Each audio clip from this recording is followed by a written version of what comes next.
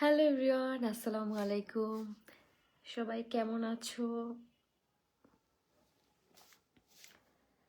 আমি এখন হুটহাট করে লাইভে চলে আসি।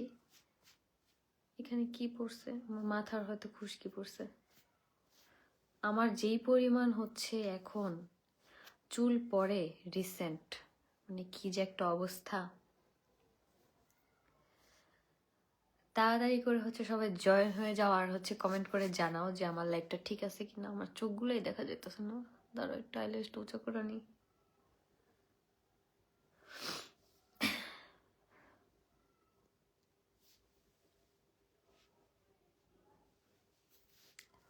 হাই আপু, হ্যালো, কেমন আছো? আসসালামু আলাইকুম আপু। ওয়ালাইকুম আসসালাম। Hello, hi. আজকে একটু তাড়াতাড়ি মূলত লাইভ আসছি। এখন 12:30 বাজে। যাই হোক, 15 মিনিটের মধ্যে লাইভ করব, তারপর চলে যাব। হ্যালো আপু, হাই, কেমন আছো গো? এই তো আলহামদুলিল্লাহ ভালো। তোমরা সবাই কেমন আছো? আজকে কিন্তু একটু তুলনামূলক ঠান্ডা কম। আজকে মানে অনেকটাই ঠান্ডা কম, যার কারণে এই যে বসে আছি, যে একটু শান্তি মতো রিল্যাক্সে বসে আছি। তো অন্য সময় অনেক বেশি ঠান্ডা লাগে। কেমন আছো? আলহামদুলিল্লাহ ভালো। ফার্স্ট কমেন্ট না, তুমি প্রায় 4 থেকে 5 জনের পরে কমেন্ট করছো, তোমারটা হয় নাই। হাই আপু, হ্যালো আপু, আমার নামটা নাও প্লিজ। হাই মিম আপু, কিন্তু তোমার এর আগে একটা বড় নাম, এটা আমি পড়লাম না কারণ পড়তে কষ্ট লাগতেছে, এই জন্য। সব ঠিক আছে, thank you thank you. Sound কম কেন? জানি না তো সাউন্ড কেন কম। আমি তো এখানে কথা বলতেছি ঠিক মতোই আর কি। আপু, আপনার সাথে দেখা করতে চাই, আমাদের বাসায় চলে আসুন। হাই, হ্যালো, হ্যালো আপি, হাই, হ্যালো আপু, কেমন আছো? এই তো আলহামদুলিল্লাহ ভালো, আলহামদুলিল্লাহ। তোমরা কেমন আছো সবাই? আসসালামু আলাইকুম। ওয়ালাইকুম আসসালাম। আসসালামু আলাইকুম আপু। ওয়ালাইকুম আসসালাম। ওয়ালাইকুম আসসালাম। সবাই লাইভে জয়েন হচ্ছে আর সালাম দিতেছে। আখি আপু, তোমাকে আমার অনেক ভালো লাগে। Thank you thank you thank you আপু, আমার নামটা নাও প্লিজ। হ্যালো, হাই, কেমন আছেন আপু? এই তো আলহামদুলিল্লাহ ভালো। তোমরা কেমন আছো সবাই? তোমাদের ছোট ছোট বেবিরা কেমন আছে? আপু আয়াস কই? আপু আয়াস এখন আম্মু ঘুম পাড়ায় দিয়ে যাবে, তো এখন পর্যন্ত আয়াস ঘুমায় নেই। মানে ঘুম ঘুম ভাব হয়ে আসছে, বাট ঘুমায় নেই এখনো। চোখের ল্যাশগুলো এমন কেন? আমার চোখের ল্যাশগুলো করাইছি প্রায় 10 দিনের কাছাকাছি হয়ে যাবে এখন, তাও অনেকগুলো আছে। আর এইবার আমি সববারের তুলনায় একটু বড় বড় ল্যাশ করছি। হাই আপু, কেমন আছো? এই তো আলহামদুলিল্লাহ ভালো। হাই আপু, হ্যালো। কোথায় আসতে হবে আপু? আমি কিন্তু ছেলে না, আমি মেয়ে। আমার হাজবেন্ডের ছবি দেওয়া। তাই নাকি? কি ধামাকা আপু! দেখতে পারবা, কারণ থাক, এখন আর বলি না, কারণ সবাই লাভ লাইফ থাকতে পারে। যাই হোক, সেটা কোনো বিষয় না। ধামাকা মানে ধামাকা, সেটা যদি আমি এখন বলে দিই তাহলে কিভাবে হবে? আখি আপু, আয়াস কই? আয়াস পাশের রুমে। আয়াস এখনো পুরোপুরি ঘুমায় নাই, বাট অর্ধেক অর্ধেক ঘুমাইছে, এরকম অবস্থা। আসসালামু আলাইকুম আপু, কেমন আছো? আয়াস কুটু কই আপু? আয়াস কুটু পাশের রুমে।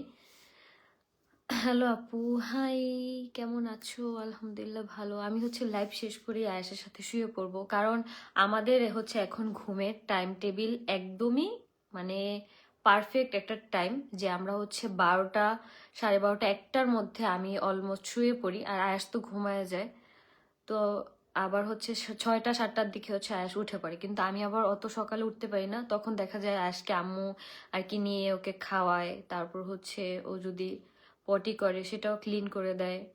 তো তখন থেকে দেখা যায় কি আয়াস 10টা পর্যন্ত একটু খেলাধুলা করে। 10টা বাজে যখন আবার আয়াস ঘুমায় যায়, তখন আবার আমি ঘুম থেকে উঠে পড়ি সকাল 10টা বাজে।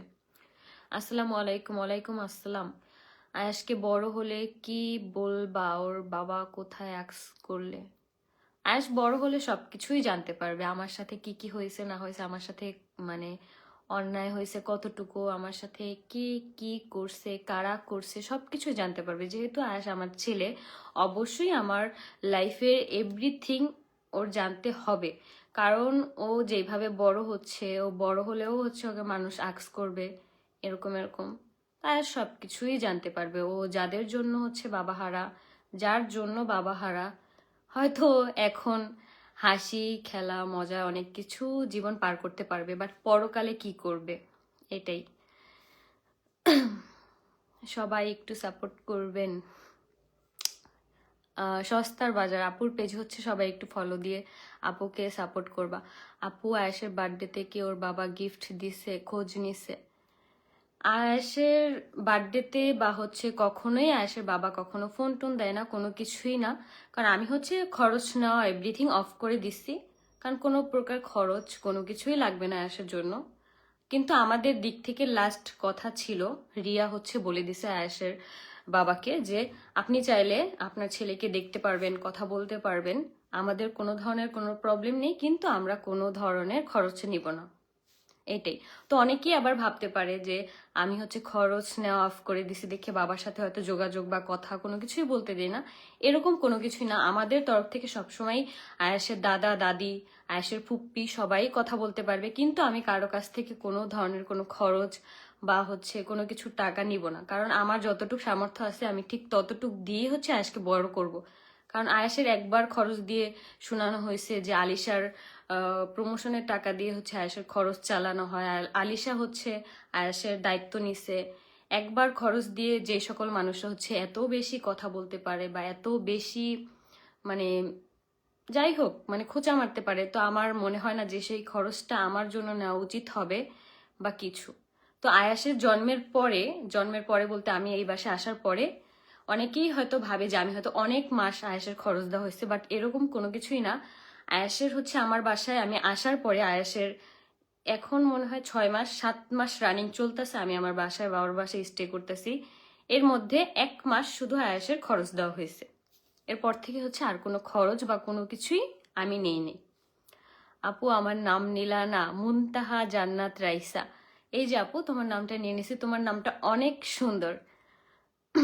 শুভ কামনা। থ্যাংক ইউ অনেক অনেক ধন্যবাদ আপু। তুমি কিন্তু দেখতে মাশাল্লাহ আর অনেক শক্ত মনের মানুষ।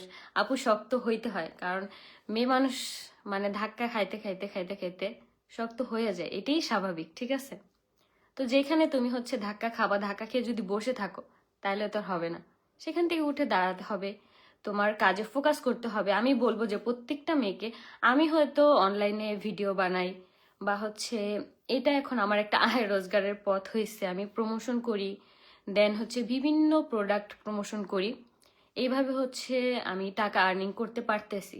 যে সকল আপুরা আছে অনলাইন প্ল্যাটফর্ম বাদে অন্য কোনো কিছু করতে পারে বা হচ্ছে কোনো চাকরি বা জব, অবশ্যই সেই দিকে ফোকাস দেওয়া দরকার। কারণ সবার স্কিল কিন্তু একরকম থাকে না, এক একটা মানুষের আলাদা আলাদা হচ্ছে থাকে, মানে আলাদা আলাদা, কি বলবো এটা কি বলে, আমার আসলে পেটে আসতেছে, মুখে কথা আসতেছে না। তো এক একটা মানুষের আলাদা আলাদা স্কিল থাকে, যে সে এইটাই পারদর্শী ওইটাই পারদর্শী, তাকে হচ্ছে ওইটাই করা উচিত। যে যেটাই আমার মনে হয় যে নিজের মন যা বলে সেটাতে বেটার, নিজের বুদ্ধিতে পাগল হওয়াও ভালো। আপু তোমাকে অনেক কিউট লাগছে। থ্যাংক ইউ আপু। আয়াস যখন বড় হবে তখন যদি বলে ওর বাবা কই, ওর বাবা ওর কোনো খোঁজ খবর নেয় না, সবার বাবার মতো তাকে কেন ভালোবাসে না, কি বলবে আপু? অবশ্যই বলবো যে তার বাবা কেন নাই, কেন আমার ডিভোর্স হয়েছে, সবকিছুই আমার ছেলে জানবে, ছোটবেলা থেকেই জানবে। সে অবশ্যই হচ্ছে অনেকেই ভাবে যে ছেলে বড় হইলে বলা উচিত, বাট না, সে যখন থেকে বুঝতে শিখবে ঠিক তখন থেকেই হচ্ছে আমার ব্যাপারে সে সবকিছুই জানবে, তার জানার রাইটস আছে। কারণ সে আমার ছেলে, তার জানার রাইটস আছে। সে হচ্ছে বাইরের মানুষ থেকে কেন শুনবে? অবশ্যই তাকে আমি বলবো যে কেন হয়েছে, কিভাবে হয়েছে, আমার জীবনে কি কি হয়েছে, আমাকে হচ্ছে কিভাবে অপমান অপদস্থ করা হয়েছে, সবকিছুই আমার ছেলে জানবে। এবং সবকিছুর মানে জিনিস মানে সবকিছুর প্রমাণ আমার কাছে আলাদাভাবে রাখা আছে, যাতে করে আমার ছেলের সামনে আমি সবকিছু দেখাতে পারি। আমার ছেলে যাতে আমাকে অন্তত বড় হয়ে ভুল না বুঝে যে আমি তাকে কখনোই কারো কাছ থেকে আলাদা করি নাই। আপু রিয়া আপুকে আসতে বলো। রিয়া এখন আয়াসকে নিয়ে শুয়ে আছে, এই জন্য আর কি আসবে না। রিয়া হচ্ছে একদম কি বলবো, ঘুম প্রেমী মানুষ রিয়া। ঘুমাইতে পারলে আর কোনো কিছু রিয়ার প্রয়োজন হয় না।